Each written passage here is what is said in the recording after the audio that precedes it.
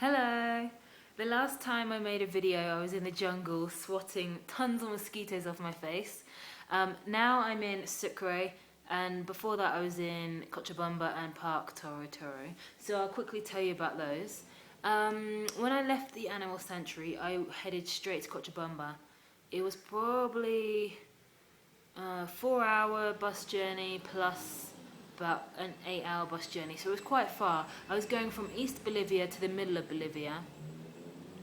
The bus journey was fine, and Cochabamba was excellent, really, really good. I didn't know what to expect. I was only going there because I wanted to see these dinosaur footprints, but Cochabamba is excellent.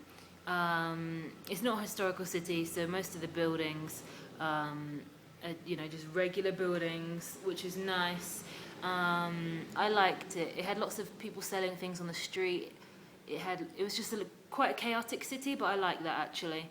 Because right now I'm in a city called Sucre, which is a UNESCO World Heritage Site, and I don't quite like it so much because every building's white, has to follow a certain code. There hasn't been any modern buildings recently, so I don't really like it. But anyway, back to Cochabamba, awesome place. I actually rested there for 4 days. I didn't feel ready to move after the animal sanctuary for 4 days, which doesn't sound like a lot, but 4 days when I'm on a tight schedule now, I've only got about 8 weeks left, is a lot. But I had to rest. And Cochabamba was a really good place to do that. One, because it was good weather, had everything, had nice plazas, had really good market. And the prices were amazing. I mean, Bolivia is cheap, but Cochabamba was just like, whoa. The internet was 25 pence per hour. An egg sandwich was 30 pence. This really nice drink called Appy was 40 pence. Cheese sandwich was 25 pence. I mean, this place was ridiculous. I mean, the whole of Bolivia is cheap, but most of the time I've been at the animal sanctuary, so I didn't realise quite how cheap Bolivia was because I wasn't buying anything anyway. I was in the animal sanctuary. Something else I noticed about Bolivia today is that I haven't actually ever been in a supermarket here. I think they must have them, but I think they're really few and far between.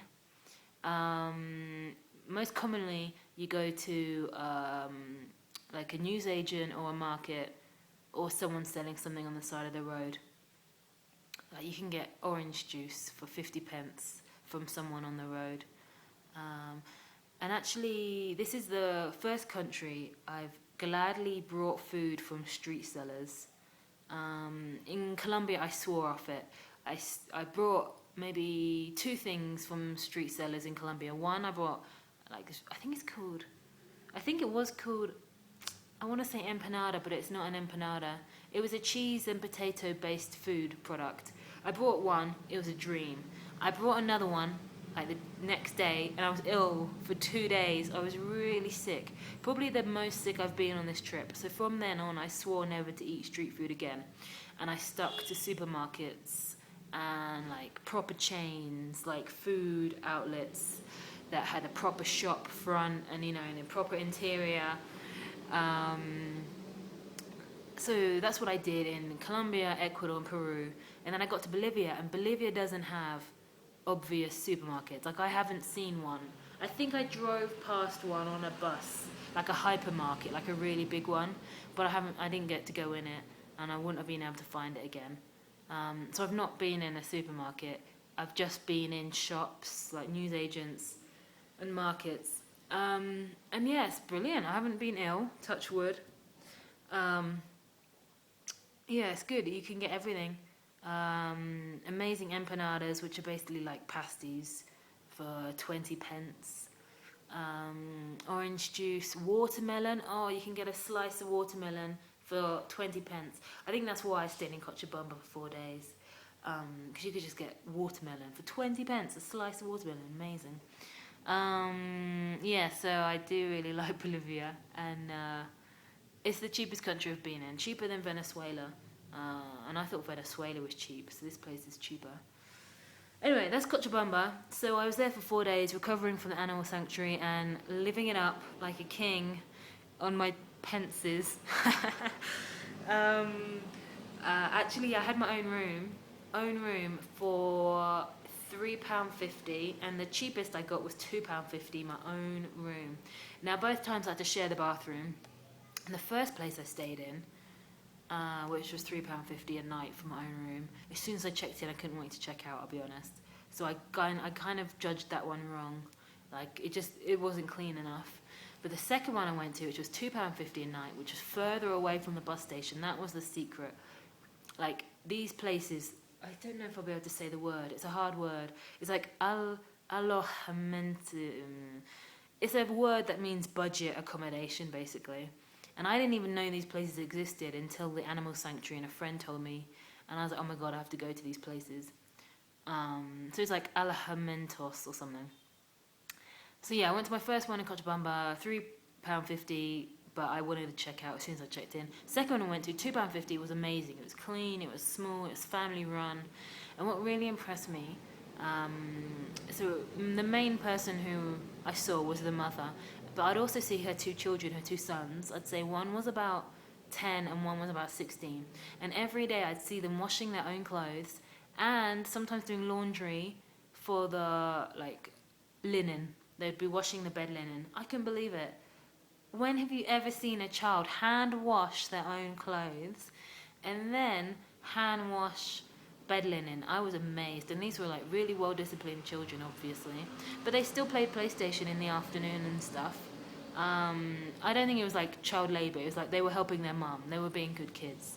And it was an hour max they were washing, and then that was that. But I was just amazed. Anyway, that was a great place. And then I went to the national park, Toro Toro, which is a 4-hour drive from Cochabamba, and that's where the dinosaur footprints are. And I was only going there for dinosaur footprints, but there was more to see. There was a cavern. No, canyon, that's a better description. There was a canyon, and the good thing about canyon, they had a really rare bird there, which was nice to see, a rare parrot. And then we walked down to the canyon, and I hate rocks. Okay, I'll be honest right now, I hate rocks. I don't trust them. They move, they're slippery. I don't like them. There's too big a gap between the rocks and you have to jump. I'm not a fan. So we get to the bottom of this canyon and it's filled with rocks and rivers. And I don't like either rocks or rivers. They're slippery. They're dangerous. In Colombia, I slipped on a rock and I bruised my rib, and that took 6 weeks to heal. I don't know if I told you that story, but anyway. So, long story short, this thing was challenging. And maybe we did 30 minutes through the bottom of the canyon to a waterfall, and that was lovely. Had a swim. I thought, okay, we just got to go 30 minutes back, and then we're out. We're out of all this rock and Rio business. Rio is river in Spanish. We're out of all this mess.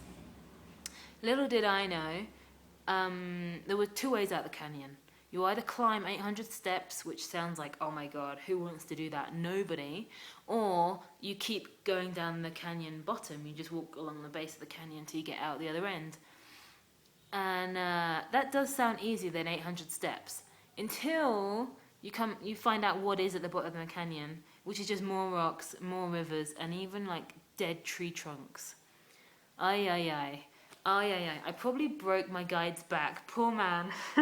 The number of times I just put my hand out, I was like, lift me up. I must admit, I'm so thankful that I'm a girl, because I must admit, I got worse. As we went on, it was probably about an hour to get out of this canyon. It really did drag on and on. And I had to really turn my mental thinking, rather than being like, oh my God, this is terrible, this is hell, what torture. I had to be like, this is a challenge. Woohoo, gonna feel so good at the end of it. I had to try and positively think. So I did positively think, but I got weaker. I got a bit more dependent towards the end. I was just like, I cannot. So I just put my hand out, but please lift me up. Or balance. I needed a lot of balance, because I don't trust rocks. So I'd be like, oh, could I just hold onto your arm or your shoulder? And there was another girl in the group, and the guide would always wait to help us, and the other 3 members of the group were men, and they would never ever accept help. It was very interesting. There were times when it wasn't just me being lame. Like, it was really actually, you need a hand to get up there. And the guys would be like, no. And I'd be like, yes, please, please. Oh my gosh. So that was really interesting. The guys wouldn't ever accept help, whereas I would be asking for help. And towards the end, I was asking more frequently for help because I was just like, oh my God, this is a challenge. I would give it 5 out of 5 of difficulty. I'm talking, when I did Mount Roraima in Venezuela, that was a 6-day trek. And one of the days, we were literally just climbing up rock face in a thunderstorm. Well, no, it was heavy rain. There wasn't thunder. Heavy rain. Didn't even know the path. And I was just scrambling up this rock face. This canyon wasn't as hard as that, but it nearly was, okay? It was, here's the scrambling up a rock face, not knowing the path, pouring rain, freezing cold. Here's the bottom of the canyon, Park Toro Toro. It was just constantly skipping rocks across a river. And the thing is, there'd be, 2 banks of this river, and you would just be zigzagging across. It wasn't even if you were sticking to one side of the bloody canyon. We had to zigzag. It was so annoying. It got to the point where I was like, I don't want to see any more water. I don't want to see any rocks, and I couldn't care less about these dinosaur footprints. Oh, it was so funny. It was a good experience, a good challenge, and all that jazz. I did enjoy it. But it wasn't what I was expecting. I thought it'd be a little walk in a canyon. I think that's why it was so difficult. Because one, I wasn't expecting it. Wasn't prepared for it. Like, I had a litre of water on me, but I could have had 2 litres that day easily. Anyway, I'm realising this is turning into a really long video. I don't know if I'm going to have time to tell you the rest. Because internet is really slow in Bolivia. And this 11-minute video will probably take me an hour to upload. I might have to re-tape it and edit some stuff. But anyway, yeah, so Park Toro Toro, did the canyon, saw some dinosaur footprints. Didn't ever see any big ones. Apparently they're meant to be really big ones that you can lie in, but I didn't find them. Never mind, I saw some others, and that's good enough. And also we went in a cave. Again, I didn't know how difficult this cave was going to be, and it was difficult. It wasn't as difficult as the canyon. Okay, now, on my first day in Toro Toro, I did the cave, and I thought that was hard. I was like, whew, that was difficult. Oh my gosh, like, it made me think of that quote, like, do something that challenges you every day or something, That really did challenge me and took me out of my comfort zone. Again, there were rocks, and there was water, and it was dark. And I think if there had been, like, full power lights in the cave, that would have helped. It wouldn't have been so hard, but there weren't. We just had a head torch. We actually had to rappel down some of the rock faces in this cave. And I got halfway down. I was like, is that it? And he's like, no, there's more. I was like, what? Ay, ay, ay. Ay, ay, ay. Abseiling. It was like abseiling down some of the rocks. Like, this cave in the canyon would not be open to the public in England, which is sad because you'd be missing out on cool challenges. But at the same time, for a reason, it's difficult.